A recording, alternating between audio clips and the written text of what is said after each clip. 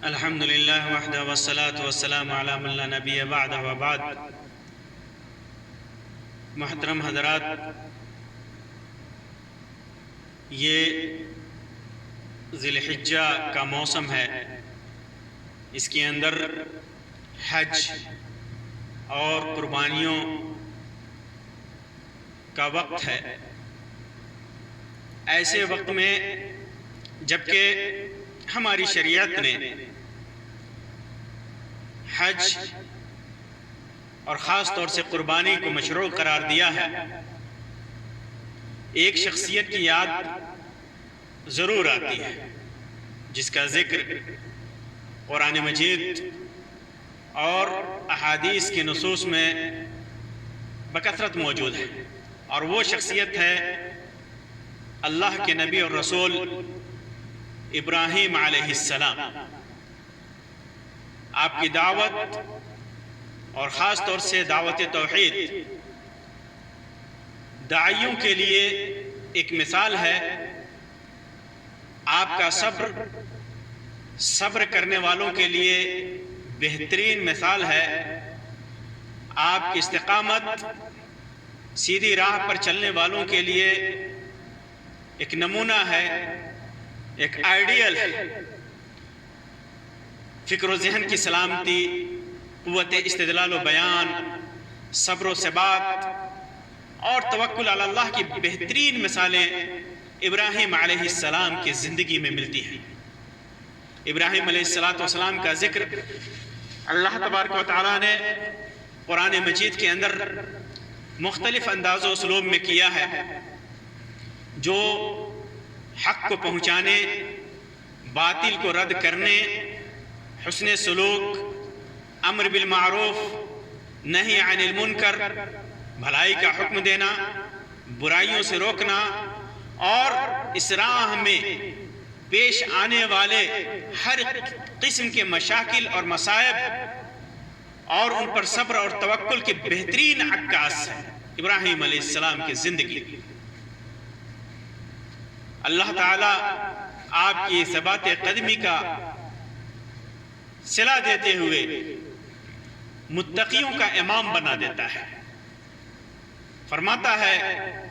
وَإِذِ ابْتَلَىٰ إِبْرَاهِيمَ رَبُّهُ بِكَلِمَاتٍ فَأَتَمَّهُنَّ قَالَ إِنِّي جَاعِلُكَ لِلنَّاسِ إِمَامًا۔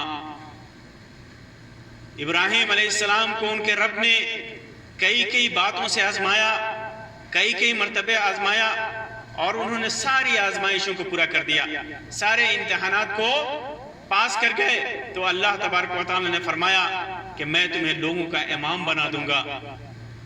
اس کے بعد ابراہیم علیہ السلام کہتے ہیں وَمِن ذُرِّيَّتِي، میری اولاد سے، میری اولاد کو بنائیں گے، تو اللہ تبارک و تعالیٰ فرماتا ہے لا ينال عہد الظالمین، کہ میرا وعدہ ظالموں سے نہیں ہے۔ یہاں کلمات سے مراد احکام شریعت، مناسک حج، بیٹے کی قربانی، آگے نمرود میں ڈالا جانا، ہجرت اور بیوی بچوں کو مکہ کے صحرا میں چھوڑ دینا وغیرہ، وہ تمام آزمائشیں ہیں جن سے ابراہیم علیہ السلام گزارے گئے اور ساری آزمائشوں میں کامیاب رہے، اور آپ کو امام الناس کا منصب جلیل پر فائز کیا گیا۔ چنانچہ مسلمانوں کے علاوہ یہودی، عیسائی، حتیٰ کہ عرب کے مشرکین میں بھی ان کی شخصیت محترم اور پیشوا مانی جاتی ہے۔ اسی طرح جو دعا انہوں نے کی تھی ابراہیم علیہ السلام نے، اللہ رب العزت نے اس کو پورا کیا، جس کا ذکر میں آگے چل کر آپ کی دعاؤں کے بحث میں کروں گا۔ سردست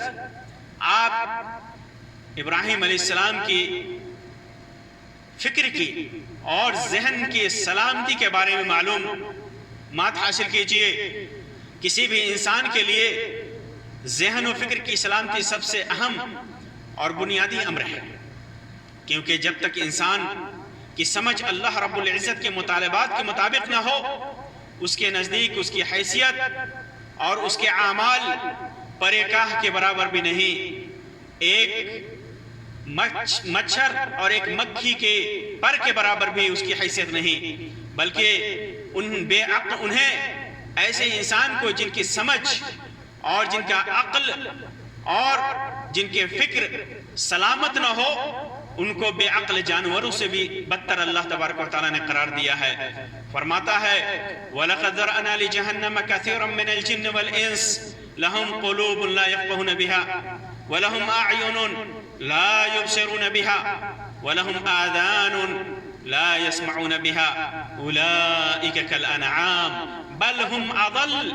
أُولَئِكَ هُمُ الْغَافِلُونَ۔ اور ہم نے ایسے بہت سے جن اور انسان جہنم کے لیے پیدا کیے ہیں جن کے پاس دل ہیں لیکن وہ ان سے سمجھتے نہیں، ان کے پاس آنکھیں ہیں لیکن ان سے دیکھتے نہیں، ان کے پاس کان ہیں لیکن ان سے سنتے نہیں۔ یہ لوگ جانوروں کی طرح ہیں بلکہ ان سے بھی زیادہ گمراہ ہیں، یہی لوگ غافل ہیں۔ لیکن جو انسان اللہ کی کائنات میں غور کر کے اس کی حاکمیت، اس کی ربوبیت اور کائنات میں تصرف کا اقرار کر کے صرف اور صرف اسی کی عبادت کرتا ہے، وہ اس کے نزدیک مقرب ترین بندہ بن جاتا ہے۔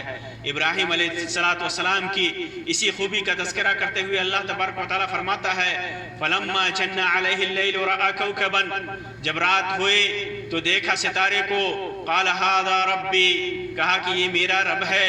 ستارہ چمک رہا تھا آسمان میں، دور آسمان میں، دیکھ کر کے مرعوب ہوئے اور کہا کہ یہ میرا رب ہے۔ فلما افلا، کیونکہ اس زمانے میں لوگ مختلف بتوں کی عبادت کرتے تھے، مختلف ستاروں کی عبادت کرتے تھے، چاند کی اور سورج کی عبادت کرتے تھے، اولیاء اور بزرگوں کی عبادت کرتے تھے۔ ابراہیم علیہ السلام اپنے بچپن میں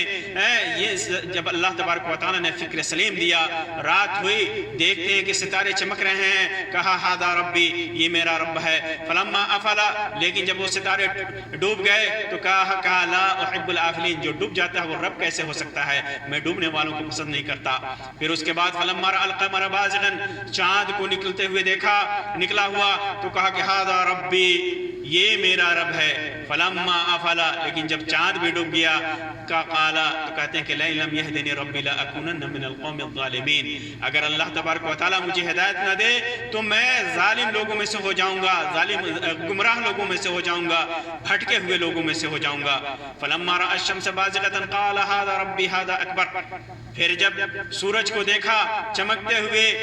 تو کہا کہ یہ بڑا ہے، یہ میرا رب ہو سکتا ہے، یہ میرا رب ہے۔ فلما افلت، لیکن جب سورج بھی غروب ہو گیا تو کہا یا قوم انی بریء مما تشرکون، اے قوم کے لوگوں، میں اس چیز سے بری ہوں جس کی تم عبادت کرتے ہو، تمہارے شرک سے بیزار ہوں، اور انی وجہت وجہی للذی فطر السماوات والارض حنیفا وما انا من المشرکین، میں یکسو ہو کر کے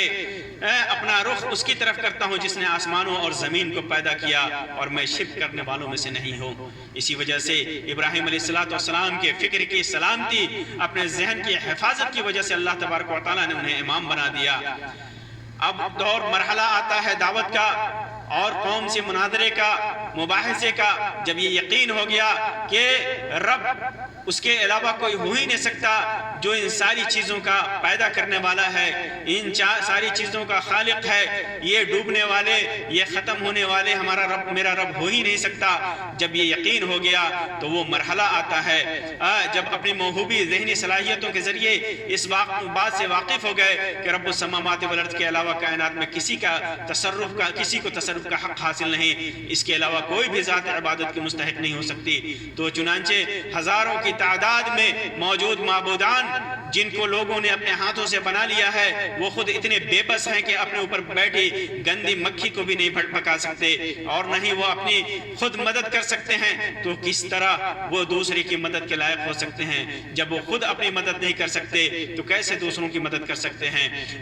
یہی وجہ ہے کہ ابراہیم علیہ السلام نے اس یقین کے بعد اپنے باپ کو اور اپنی قوم کے لوگوں کو اس کھلی گمراہی کا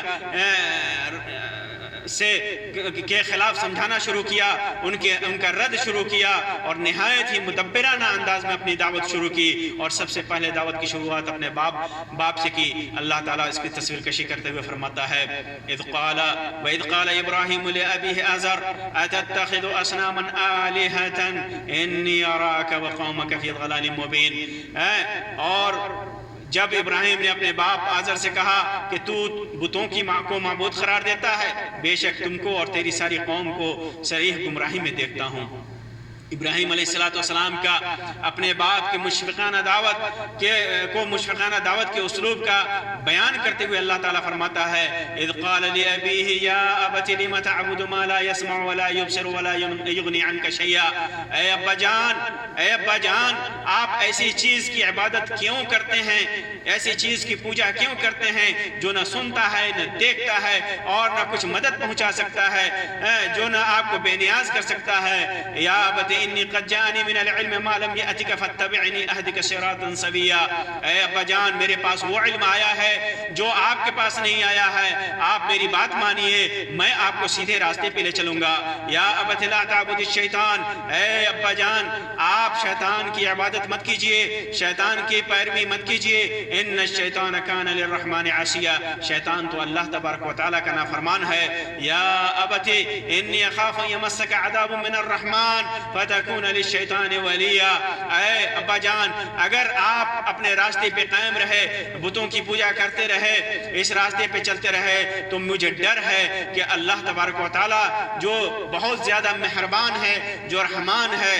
اس کی طرف سے آپ کو عذاب نہ آ جائے تو آپ شیطان کا دوست ہو جائیں، شیطان کا قریبی ہو جائیں۔ قال اراغب انت عن آلہتی یا ابراہیم، لیکن باپ نے کہا کہ اے ابراہیم تو میرے معبودوں سے راغب ہے، تو میرے معبودوں سے بھاگنا چاہتا ہے، دور ہونا چاہتا ہے۔ لئن لم تنتہ لأرجمنک وہجرنی ملیا، اگر تم رکا نہیں تو میں اپنی بات سے باز نہیں آئے تو میں تجھے پتھروں سے ماروں گا، مجھے چھوڑ دے کچھ دنوں کے لیے۔ قال سلام علیک، اے میرے ابا آپ پر سلامتی ہو، سأستغفر لک ربی، میں اپنے رب سے آپ کی مغفرت کی دعا کروں گا، انہ کان بی حفیا، میرا رب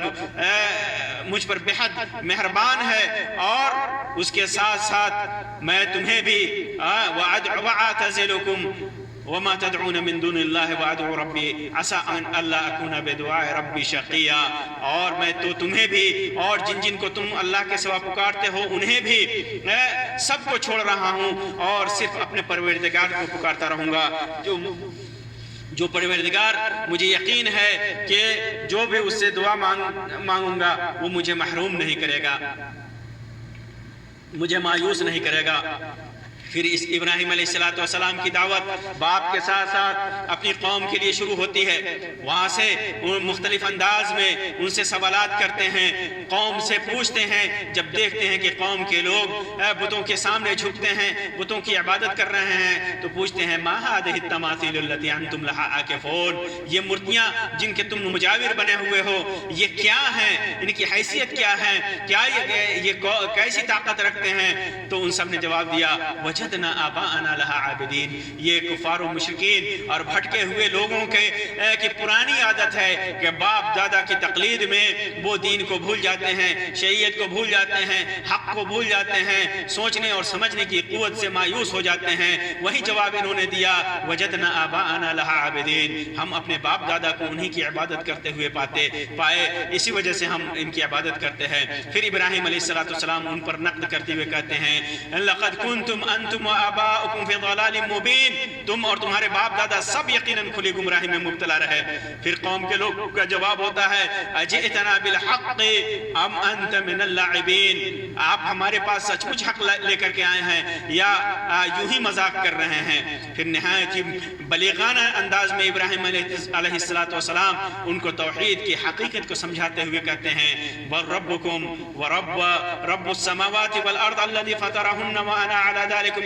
مِنَ الشَّاهِدِينَ، در حقیقت تم سب کا پروردگار تو وہ ہے جو آسمان اور زمین کا مالک ہے،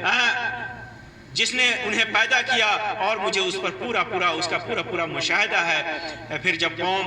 ان کی قوم نے ان سے اپنے معبودان باطلہ کے لیے بحث کیا تو ان کو بہترین جواب دیتے ہوئے فرمایا، جیسا کہ اللہ تبارک و تعالیٰ فرماتا ہے وَحَاجَّهُ قَوْمُهُ قَالَ تُحَاجُّونِي فِي اللَّهِ وَقَدْ هَدَانِ وَلَا أَخَافُ مَا تُشْرِكُونَ بِهِ إِلَّا أَن يَشَاءَ رَبِّي شَيْئًا وَسِعَ رَبِّي كُلَّ شَيْءٍ عِلْمًا أَفَلَا تَتَذَكَّرُونَ وَكَيْفَ أَخَافُ مَا أَشْرَكْتُمْ وَلَا تَخَافُونَ أَنَّكُمْ أَشْرَكْتُمْ بِاللَّهِ مَا لَمْ يُنَزِّلْ بِهِ عَلَيْكُمْ سُلْطَانًا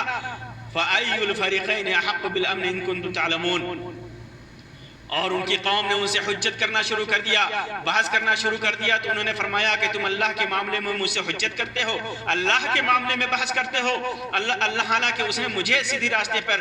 چلایا ہے، مجھے ہدایت دی ہے، اور میں ان چیزوں سے نہیں ڈرتا جن کو تم اللہ کے ساتھ شریک بناتے ہو۔ مجھے بالکل خوف نہیں ہے کہ جن کی تم پوجا کرتے ہو مجھے نقصان پہنچائیں گے۔ ہاں اگر میرا رب جو چاہے وہ نقصان پہنچا سکتا ہے، میرے رب کا علم ہر چیز کو گھیرے ہوئے ہے۔ کیا تم پھر بھی خیال نہیں کرتے میں ان چیزوں سے کیسے ڈروں جنہیں تم نے اللہ کے ساتھ شریک کیا ہے، حالانکہ تم اس بات سے نہیں ڈرتے کہ تم نے اللہ کے ساتھ ایسی چیزوں کو شریک ٹھہرایا ہے جس کی کوئی دلیل تمہارے پاس اللہ تبارک و تعالیٰ نے نازل نہیں کیا ہے۔ سو اگر تمہیں خبر ہے تو بتاؤ ان دونوں جماعتوں میں سے امن کا زیادہ مستحق کون ہے، جو اللہ سے ڈرتا ہے وہ یا ان بتوں سے ڈرتا ہے وہ۔ پھر اس کے بعد پھر جب قوم کو سمجھانے میں ناکامی ہوئی، قوم کے لوگ اپنی گمراہی پر قائم رہے، تو ان کو سمجھانے کا دوسرا طریقہ اختیار کیا اور وہ تھا عملی اقدام کیا ابراہیم علیہ السلام نے۔ چنانچہ انہوں نے دل میں اس بات کا عزم کر لیا کہ وہ ان بتوں کو توڑ دیں گے، اور کہا تَاللَّهِ لَأَكِيدَنَّ أَصْنَامَكُمْ بَعْدَ أَن تُوَلُّوا مُدْبِرِينَ، اللہ کی قسم جب تم چلے جاؤ گے تو میں ان کے ساتھ لازمی کوئی تدبیر کروں گا، ان کے ساتھ کوئی توڑ پھوڑ ضرور کروں گا۔ پھر وہ وقت آیا جب قوم کے لوگ عید یا کوئی قومی تہوار منانے کے لیے باہر چلے گئے، ان لوگوں نے ان کو بھی اپنے ساتھ لے جانے کے لیے کہا، لیکن انہوں نے بیماری کا بہانہ کر دیا، اور پھر جب سب لوگ چلے گئے تو ان بتوں کے پاس جا کر کے بڑے بت کے علاوہ سب کو توڑ کر ریزہ کر دیا، مٹی میں ملا دیا۔ بڑے کو اس حکمت کے ساتھ چھوڑ دیا کہ اس کی بے بسی کو لوگوں کے سامنے دلیل بنائیں گے۔ چنانچہ جب لوگ میلے سے واپس آئے تو اپنے معبودان باطلہ کو تہس نہس دیکھا، برباد دیکھا، مٹی میں ملا ہوا دیکھا، اور حیران و پریشان ہو گئے، اور ایک دوسرے سے پوچھنے لگے کہ کس ظالم نے ہمارے معبود کے ساتھ ایسا ظلم کیا ہے۔ پھر لوگوں سے پتا چلا کہ ان کے بارے میں ایک نوجوان ابراہیم کو باتیں کرتے ہوئے سنا گیا ہے کہ وہ ان کے ساتھ کچھ کرے گا۔ پھر ان کو مجمع عام میں لایا گیا، ان سے پوچھا گیا تو انہوں نے کہا کہ اس بڑے نے کیا ہے۔ انہوں نے کہا بل فعلہ کبیرہم ھذا، ان کے اس بڑے نے کیا ہے۔ اگر یہ ٹوٹے پھوٹے بت بول سکتے ہیں تو انہی سے پوچھ لو کہ ان کے ساتھ یہ معاملہ کس نے کیا ہے۔ پھر وہ اس جواب سے سوچ میں پڑ گئے اور لاجواب ہو کر ایک دوسرے سے کہنے لگے واقعی ظالم تو تم ہی ہو، ظالم تو تم ہی ہو،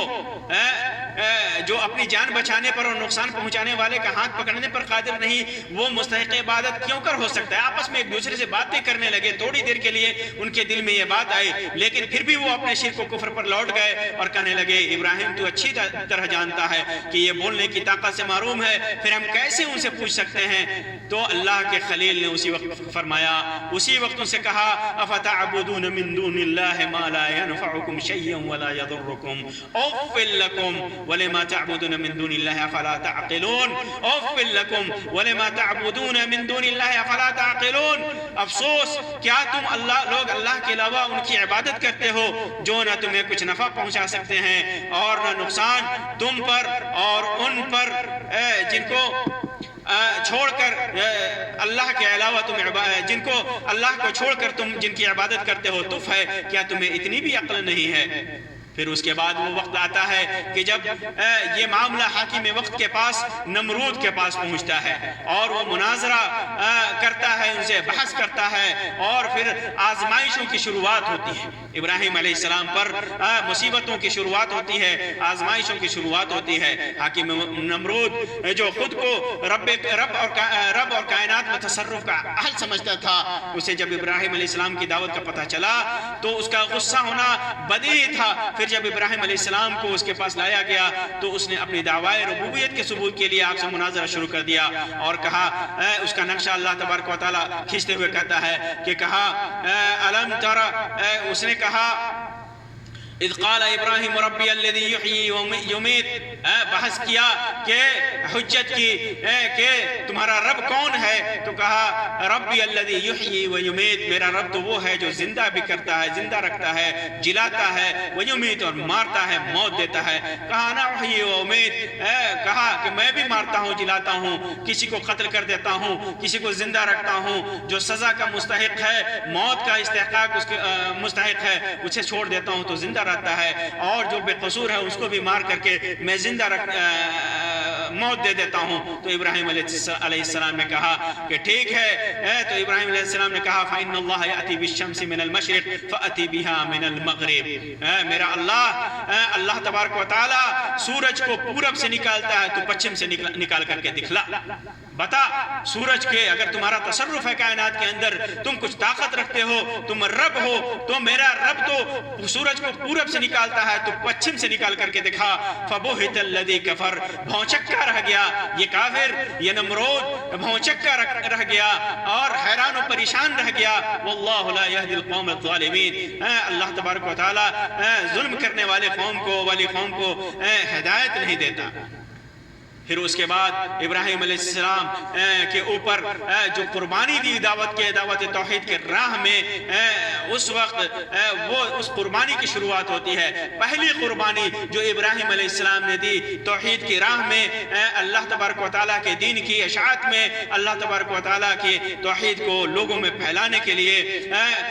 پہلی قربانی دی۔ پھر اللہ تبارک و تعالیٰ کی نصرت اور مدد آتی ہے۔ حکیم وقت اور پوری قوم جب آپ کے دلائل سے لاجواب ہو گئی تو سزا دینے کا ارادہ کیا، کہا حرقوہ وانصروا آلہتکم ان کنتم فاعلین، اگر تمہیں کچھ کرنا ہے تو اسے جلا دو اور اپنے معبودوں کی مدد کرو۔ قالوا ابنوا لہ بنیانا فالقوہ فی الجحیم، وہ کہنے لگے اس کے لیے ایک مکان بناؤ اور اس کو اس دہکتی ہوئی آگ میں ڈال دو۔ چنانچہ آگ کے لیے آگ بھڑکائی گئی اور آپ کو اس بھڑکتی ہوئی آگ میں ڈال دیا گیا۔ اور ایسے موقع سے بھی آپ نے کسی سے مدد نہیں مانگی، کسی مخلوق سے نہیں مانگی، بادشاہ سے نہیں مانگی، قوم سے نہیں مانگی، اپنے باپ سے نہیں مانگی، اپنے خاندان سے نہیں مانگی، اور نہ اپنی جان بچانے کے لیے کوئی تدبیر اختیار کیا، قربانی پیش کیا۔ صبر و ثبات اور توکل علی اللہ کی عظیم ترین مثال ہے، قربانی کی یہ عظیم ترین مثال ہے۔ صحیح بخاری کے اندر عبداللہ ابن عباس رضی اللہ تعالیٰ عنہ سے مروی ہے کہ ایسے موقع سے ابراہیم علیہ السلام کی زبان مبارک پر صرف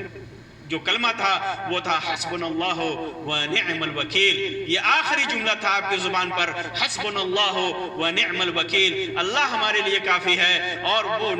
بہترین وکیل ہے، بہترین کارساز ہے۔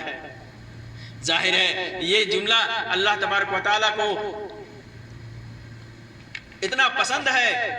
کہ یہ جملہ آگے چل کر انبیاء و صالحین اور موحدین کا مصیبتوں کے وقت میں، پریشانیوں کے وقت میں اہل توحید کا، انبیاء و صالحین کا شعار بن گیا کہ جب ان کے اوپر مصیبت آتی ہے، پریشانی آتی ہے، تو یہ صحیح معنوں میں جو مومن ہے وہ یہی کہتے ہیں، نہ کسی بت کے پاس جاتے ہیں، نہ کسی ولی کے پاس جاتے ہیں، نہ کسی قبر کے پاس جاتے ہیں، نہ کسی غیر قادر انسان کے پاس جاتے ہیں، بس کہتے ہیں حسبنا اللہ و نعم الوکیل۔ اللہ رب العزت کا فضل ابراہیم پر ایسا ہوا کہ آگ سلامتی والی بن گئی اور دشمنان توحید کی ساری تدبیریں دھری کی دھری رہ گئیں۔ اللہ تبارک و تعالیٰ فرماتا ہے قلنا یا نار کونی بردا و سلاما علی ابراہیم، ہم نے کہا اے آگ تو ٹھنڈی پڑ جا اور ابراہیم علیہ السلام کے لیے سلامتی آرام کی چیز بن جا۔ وارادوا بہ کیدا فجعلناہم الاخسرین، اور انہوں نے ابراہیم کے ساتھ برا چاہا تو ہم نے انہیں ناکام بنا دیا، انہیں ناکام کر دیا۔ اسی طرح ابراہیم علیہ السلام کے اوپر کی دوسری قربانی جو انہوں نے اللہ کے راہ میں پیش کی، اللہ کے حکم کی تابعداری کرتے ہوئے پیش کی، وہ بیوی بچوں کو مکہ کی وادیوں میں چھوڑنا ہے۔ ابراہیم علیہ السلام کی آزمائش آگے بڑھتی ہے، اللہ رب العزت کا حکم ہوتا ہے کہ اپنے بیوی بچوں کو ایسی بیابان جگہ پر، ایسے صحرا میں تنہا چھوڑ دو جہاں انسان تو کیا کسی چرند و پرند کا بسیرا بھی نہ تھا، دانا نہ پانی، سوائے اللہ پر توکل اور بھروسہ کے، اور بیوی بھی ایسی صابرہ اور شاکرہ اور اللہ پر توکل والی کہ یہ سننے کے بعد کہ اللہ کا حکم ہے منہ سے شکایت کا ایک جملہ بھی نہیں نکلتا۔ جب ابراہیم علیہ السلام کو اور ان کے شیرخوار بچے، ابراہیم علیہ السلام ان کو اور ان کے دودھ پیتے بچے کو، شیرخوار بچے کو تنہا چھوڑ کر کے کے جانے لگتے ہیں تو پوچھتی ہیں ابراہیم الا من تترکنا، اے ابراہیم کس کے سہارے چھوڑ کر کے جا رہے ہو، کس کے پاس چھوڑ کر کے جا رہے ہو، یہاں کون ہے؟ ابراہیم علیہ السلام کا جواب ہوتا ہے اللہ، اللہ کے بھروسے چھوڑ کر کے جا رہا ہوں، اللہ کے حوالے کر رہا ہوں، اللہ کے ذمے کر رہا ہوں۔ پھر وہ کہتی ہیں رضیت باللہ، اللہ پر میں راضی ہوں، اللہ ہمارا کارساز ہے، اللہ ہماری حفاظت کرنے والا ہے۔ پھر اللہ کی تدبیر ہوتی ہے اور وہاں اللہ ان کے لیے اور ان کے بچے کے لیے زمزم کا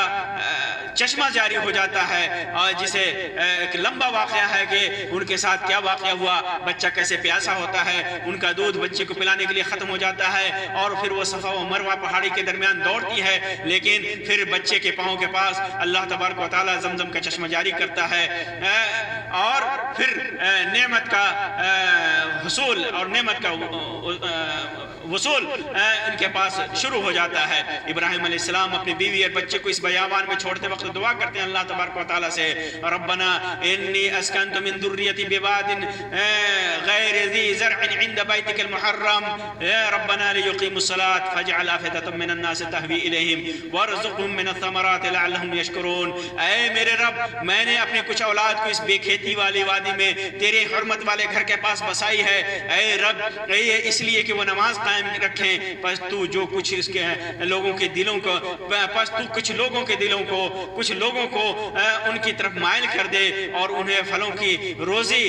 عطا فرما کہ وہ شکر گزاری کریں۔ چنانچہ دنیا نے دیکھا کہ کس طرح زمزم کا کنواں ظاہر ہونے کے بعد لوگ آ کر کے وہاں بسنے لگے اور رزق کی فراوانی ہونے لگی، اور آج مکہ میں دنیا کی تمام آسائشیں وافر مقدار میں موجود ہیں۔ دنیا کے کسی بھی گوشے میں اللہ کی شاید ہی کوئی ایسی نعمت ہو، کسی بھی موسم میں ہو، آپ مکہ میں اسے نہ پائیں، ایسا ہو نہیں سکتا۔ ساری نعمتیں مکہ میں موجود ہیں، ہر موسم میں اور ہر طرح کی نعمتیں موجود ہیں۔ یہ ابراہیم علیہ السلام کی دعاؤں کا اثر ہے اور صبر کا اثر ہے اور آپ کی قربانیوں کا اثر ہے۔ اسی طرح جو تیسری قربانی ابراہیم علیہ السلام نے اللہ کے راستے میں دی، وہ اپنے جوان سال بیٹے کو ذبح کرنا۔ جوان سال بیٹے کو اللہ کے حکم پر قربان کرنا۔ اللہ تعالیٰ فرماتا ہے بیٹے کے سلسلے میں بڑھاپے میں ایک بیٹا پیدا ہوا تھا، اس بیٹے کو بھی ذبح کرنے کا حکم ہوتا ہے۔ اللہ تبارک و تعالیٰ اس واقعے کا نقشہ کھینچتے ہوئے فرماتا ہے وَفَلَمَّا بَلَغَ مَعَيُ السَّعْيَ قَالَ يَا بُنَيَّ إِنِّي أَرَىٰ فِي الْمَنَامِ أَنِّي أَذْبَحُكَ۔ پھر اسماعیل جب اتنی عمر کو پہنچے کہ ان کے ساتھ چلے پھرے تو ابراہیم علیہ السلام نے کہا اے میرے بیٹے، خواب میں خود کو تجھے ذبح کرتے ہوئے دیکھ رہا ہوں، فَانظُرْ مَاذَا تَرَىٰ، تو اب تو بتا کہ تیری رائے کیا ہے۔ تو کہتے ہیں قال یا ابت افعل ما تؤمر، اے ابا جان، بیٹے نے جواب دیا، نیک باپ کا نیک بیٹا، نبی کا نبی بیٹا، کہ ابا جو حکم ہوا ہے اسے بجا لائیے، ستجدنی انشاءاللہ من الصابرین، آپ مجھے انشاءاللہ صبر کرنے والوں میں سے پائیں گے۔ پھر اس کے بعد فلما اسلم وتلہ للجبین، پھر جب بیٹے کو پیشانی کے بل لٹا دیا، گرا دیا، تو نادیناہ ان یا ابراہیم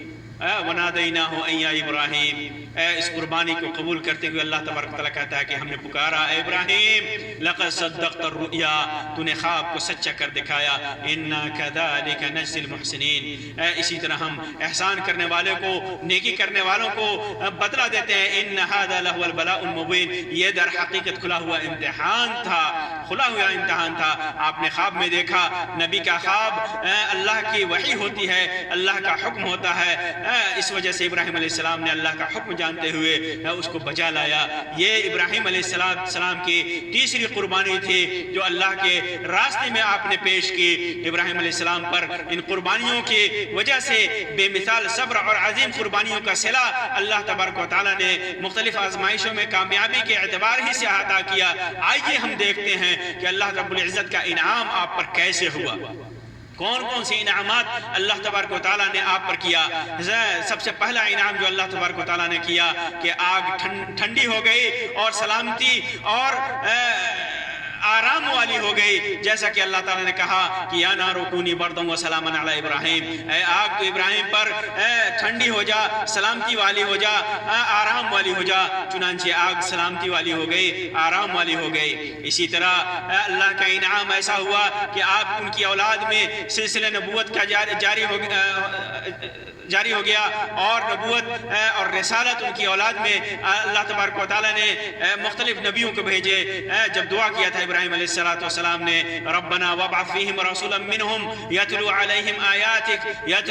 آیاتک ویعلمہم الکتاب والحکمہ ویزکیہم انک انت العزیز الحکیم۔ اے رب، تو ان کی اولاد میں رسول بھیج، ان میں کتابیں بھیج، تاکہ لوگوں کو پاک کرے، کیونکہ تو ہی اس پر قادر ہے۔ چنانچہ نبوت اور رسالت اور نزول کتب کا سلسلہ اللہ رب العزت نے انہی کی اولاد میں رکھے۔ فرماتا ہے لقد ارسلنا نوحا وابراہیم وجعلنا فی ذریتہم النبوۃ والکتاب، بے شک ہم نے نوح اور ابراہیم علیہ السلام کو رسول بنا کر بھیجا اور ان کی اولاد میں نبوت اور کتاب جاری رکھی۔ اسی طرح اللہ رب العزت کا انعام ہوا کہ اللہ تبارک و تعالیٰ نے آپ کی دعاؤں کو، جو مختلف دعائیں ابراہیم علیہ السلام نے کی تھی، اللہ تبارک و تعالیٰ نے شرف قبولیت سے نوازا۔ ان دعاؤں کا ذکر اللہ تبارک و تعالیٰ نے قرآن مجید کے اندر مختلف مقامات پر اور مختلف انداز و اسلوب میں ذکر کیا ہے۔ میں مختصراً آپ کے سامنے ان دعاؤں کا ذکر کر رہا ہوں۔ جو دعا ابراہیم علیہ السلام نے کی تھی کہ مکہ میں امن نازل فرما، تو مکہ کو اللہ تبارک و تعالیٰ نے امن والا شہر بنا دیا اور اپنے رزق کی فراوانی کر دی وہاں پر۔ اور اسی طرح ان کو اور ان کی اولاد کو بتوں کی عبادت سے بچایا، اور دعا کیا کہ اللہ ان کو اور ان کی اولاد کو بتوں کی عبادت سے بچا۔ اسی طرح انہوں نے دعا کی ان کی اولاد میں نبوت اور رسالت کا سلسلہ جاری کر دے، اپنی کتابیں انہی میں نازل فرما۔ چنانچہ اللہ تبارک و تعالیٰ نے انہی کی اولاد میں ان کے بعد سارے نبیوں کو بھیجا۔ اسی طرح حج کے مناسک سکھانے کی دعا کی ابراہیم علیہ السلام نے، وَأَرِنَا مَنَاسِكَنَا، تو اللہ تبارک و تعالیٰ نے حج کے مناسک سکھا دیے۔ اسی طرح بیت اللہ کی تعمیر کی تو اللہ تبارک و تعالیٰ سے دعا کیا کہ اللہ تبارک و تعالیٰ اسے قبول فرما۔ چنانچہ اللہ تبارک و تعالیٰ نے اسے قبول فرمایا، اور قیامت تک کے لیے اس کا طواف، اس کا عمرہ، اس کا حج اللہ تبارک و تعالیٰ نے مشروع قرار دیا۔ اسی طرح بیوی بچوں کو تنہائی سے نکال کر لوگوں کو تنہائی میں لوگوں سے کو ان کے پاس بھیج دے، تنہائی سے نکال کر کے، کہ لوگ آ کر کے وہاں بس جائیں اور میرے بیوی بچے جو تنہا ہیں وہ ان کے ساتھ انسیت کے ساتھ رہیں، لوگوں کے ساتھ رہیں، تنہا نہ رہیں۔ چنانچہ اللہ تبارک و تعالیٰ نے لوگوں کے پاس ان کے پاس بھیج دیا۔ اسی طرح یہ دعا کی اللہ تبارک و تعالیٰ رب حب لی حکما والحقنی بالصالحین، کہ اللہ مجھے حکمت عطا فرما، علم و حکمت عطا فرما، اور نیک لوگوں میں ملا دے، اور آنے والی نسلوں میں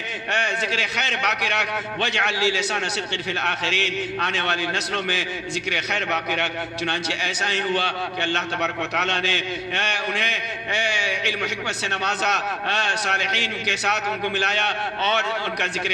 خیر قیامت تک ہے۔ اسی طرح آپ نے دعا کی رب حب لی من الصالحین، اے رب مجھے نیک اولاد عطا فرما۔ چنانچہ اللہ تبارک و تعالیٰ نے اسماعیل علیہ السلام اور اسحاق علیہ السلام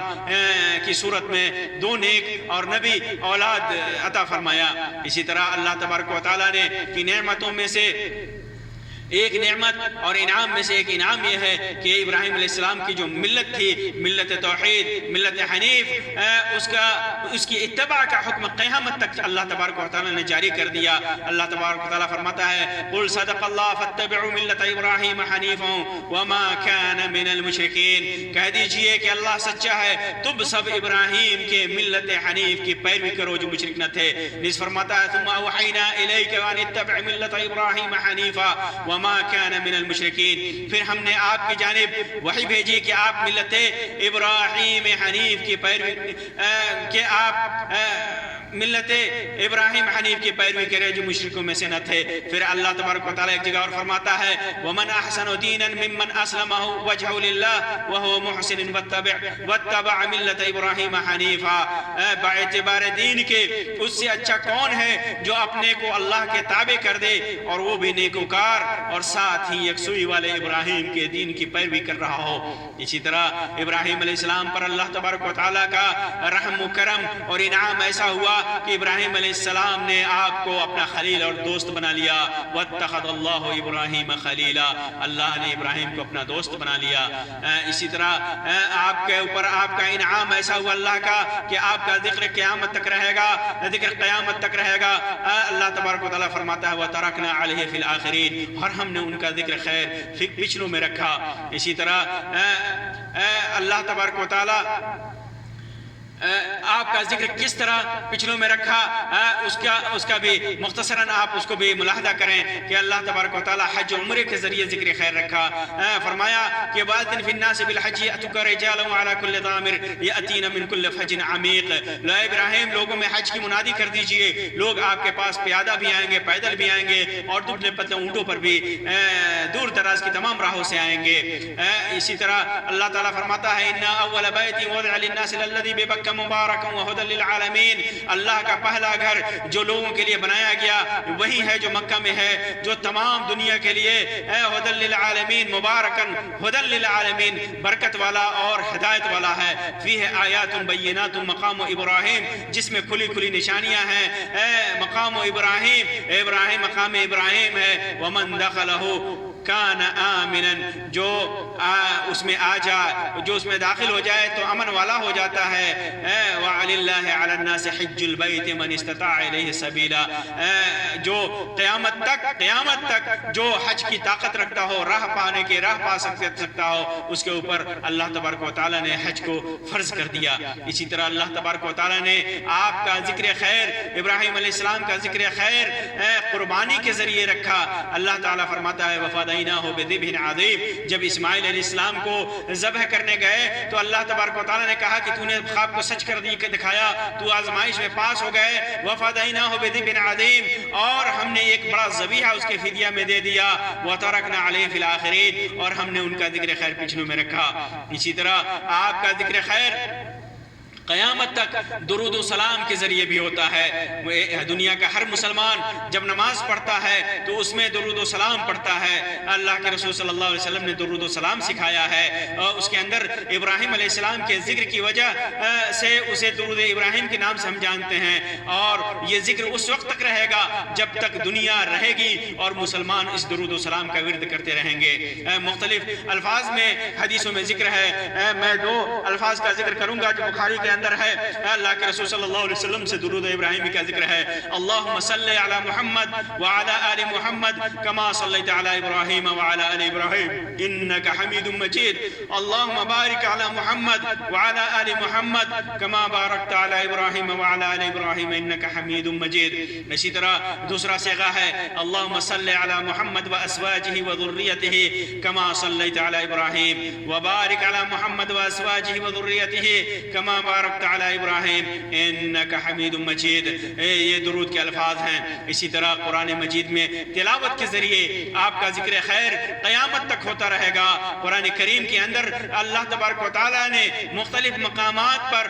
مختلف انداز و اسلوب میں تقریباً 35 بار ابراہیم علیہ السلام کا ذکر کیا ہے. چنانچہ جب تک قرآن مجید کی تلاوت ہوتی رہے گی آپ کا ذکر ہوتا رہے گا, اور یہ انشاءاللہ قیامت تک ہوتا رہے گا آپ کا ذکر خیر. تو یہ ابراہیم علیہ السلام کی آزمائش, آپ کے قربانیوں کا مختصراً ذکر تھا, اور ان قربانیوں کے عوض میں اللہ تبارک و تعالیٰ نے آپ کے خلوص, للہیت, صبر و ثبات, استقلال, دعوت توحید, شرک سے دوری, شرک پر رد اور انکار, اس کی وجہ سے اللہ تبارک و تعالیٰ نے آپ کا ذکر خیر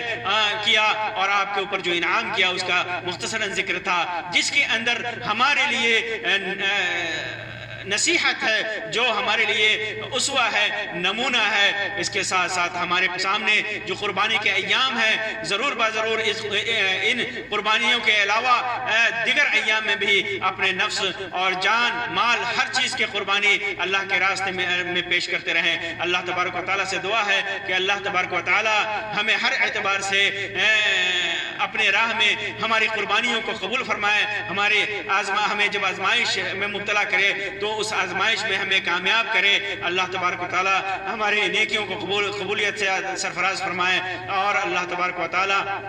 ہمیں مزید نیک عمل کرنے کی توفیق عطا فرمائے. آمین یا رب العالمین. وآخر دعوانا ان الحمدللہ رب العالمین وصلی اللہ علی خیر خلقہ وسلم. والسلام علیکم ورحمۃ اللہ وبرکاتہ.